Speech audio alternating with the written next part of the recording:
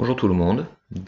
Aujourd'hui nous allons faire la correction concernant l'intrigue du chapitre 15, l'énergie mécanique, et le but était de déterminer la distance d'arrêt du train. Alors, les données que vous aviez la masse du train qui était de 400 tonnes, donc 400 000 kg, la vitesse initiale du train, donc au point A au début du freinage, qui était de 200 km par heure. Si vous voulez parce qu'on n'est pas le kilomètre par heure, ce n'est pas dans les unités du système international. Si vous voulez convertir en mètres par seconde, vous faites 200 divisé par 3,6 et vous obtenez une vitesse en mètres par seconde de 55,6. La force de frottement était une donnée aussi. Vous aviez une force de frottement. Donc c'est la force exercée par l'héroïne qui était de 1,5 fois 10 puissance 6 newton. Et bien sûr, donc le rectangle bleu, ça représente le train donc au point A au début du freinage. Ensuite, le point B, c'est quand le train s'arrête, donc la vitesse finale. Ce qui est indiqué ici est de 0, car le train, il est immobile. Alors, donc première question qu'on se pose, c'est quelles sont les forces qui s'exercent sur le train. Donc on a la réaction du sol, donc c'est la force exercée par le sol sur le train, le poids du train, parce que le train a une masse et il est attiré par la Terre. Et on a aussi la force exercée par l'héroïne, qu'on appelle petit f, et qui permet au train de s'arrêter. Donc sur le schéma, en vert, c'est la force qui permet au train de s'arrêter, la force exercée par l'héroïne. En rouge, la réaction du sol, et en bleu, donc la réaction du sol, par contre, part du point de contact entre le sol et le train. En bleu, le poids, donc le poids part du centre de gravité du système. Et c'était une force verticale et orientée vers le bas. Donc trois forces, P qui est en bleu, R qui est en rouge, et la force de frottement, la force exercée par l'héroïne, qui est la force verte. Alors pour trouver la distance d'arrêt du train, pour aller du point A au point B, vous allez devoir appliquer le théorème de l'énergie cinétique. Alors, qu'est-ce qu'il nous dit ce théorème de l'énergie cinétique? Il nous dit que la variation d'énergie cinétique pour aller d'un point A à un point B, donc une variation d'énergie cinétique est toujours l'énergie cinétique finale moins l'énergie cinétique initiale.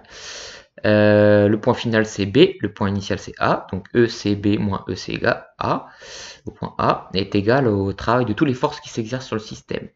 Alors on a donc le travail de la force F pour aller de A à B, le travail du poids et le travail de la réaction du sol. Alors, maintenant on va définir le travail de toutes les forces. Donc je vais commencer par le travail du poids. Le travail du poids pour aller d'un point A à un point B est égal au produit scalaire de P fois le vecteur AB. Si on passe en norme, ça donne la masse fois l'intensité fois G, l'intensité de pesanteur, fois la distance AB multipliée par le cosinus de l'angle qu'il y a entre P et AB. Je vous remets le schéma pour trouver l'angle qu'il y a entre P et AB et pour vous montrer que c'est un angle de 90 degrés. Alors, le poids, c'est la force bleue. Le vecteur déplacement AB, il est horizontal. Donc l'angle entre P et AB vaut bien 90 degrés. Donc du coup, le travail du poids est nul.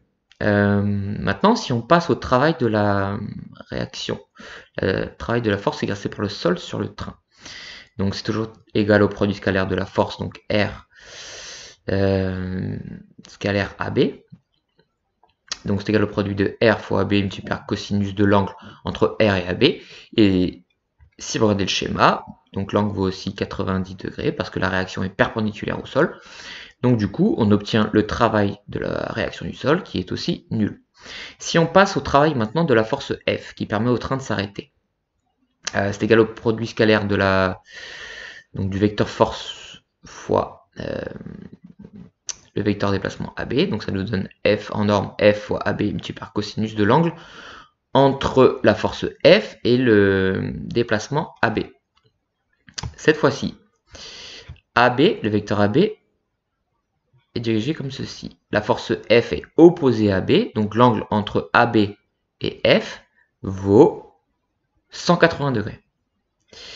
Donc si on passe à l'application numérique, un cosinus de 180 degrés, ça vaut moins 1. C'est pour ça que le travail de la force F pour aller de A à B vaut moins F fois AB. Ce qu'on cherche, c'est la distance d'arrêt du train, AB. F, vous le connaissez, c'est 1,5 fois 10 puissance 6 newton. C'était une donnée. Alors, on continue. Donc, le but, c'est de trouver AB. Donc, le théorème de l'énergie cinétique nous disait que la variation d'énergie cinétique pour aller d'un point A à un point B, c'est égal à l'énergie cinétique en B moins l'énergie cinétique en A. Donc on remplace l'énergie cinétique, on sait que la formule pour trouver l'énergie cinétique, c'est 1 demi de mv carré. Si on veut l'énergie cinétique en B, donc ça fait 1 demi de mvb carré, l'énergie cinétique en A moins 1 demi de la masse du train multiplié par va carré. La vitesse finale est nulle, donc on peut simplifier, ça nous donne juste moins 1 demi de mva carré, et c'est égal au travail des forces. La seule force qui travaille, c'est la force de frottement, la force exercée par l'héroïne. Donc du coup, ça nous donne moins F fois AB. Donc on obtient cette égalité. Moins 1 demi multiplié par la masse du train multiplié par VA carré égale moins F fois AB. Alors maintenant, on doit isoler AB. Donc, si on veut isoler AB, il faut qu'on divise à droite de l'égalité par moins F. C'est ce que j'ai écrit ici.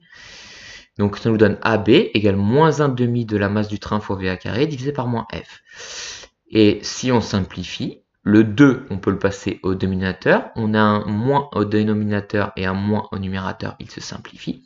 Donc ce qui nous donne la distance AB qui est égale à la masse du train multiplié par la vitesse du point A au carré divisé par 2 fois la force de frottement, la force exercée par l'héroïne. Et si on passe à l'application numérique, ça nous donne AB égale la masse du train était de 400 000 kg, la vitesse au point A du train a été de 55,6, n'oubliez pas de le mettre au carré, divisé par 2 fois la force de frottement, 2 fois 1,5 fois 10 puissance 6, et si vous prenez votre calculatrice, vous obtenez la distance d'arrêt du train qui vaut 411 mètres. Voilà.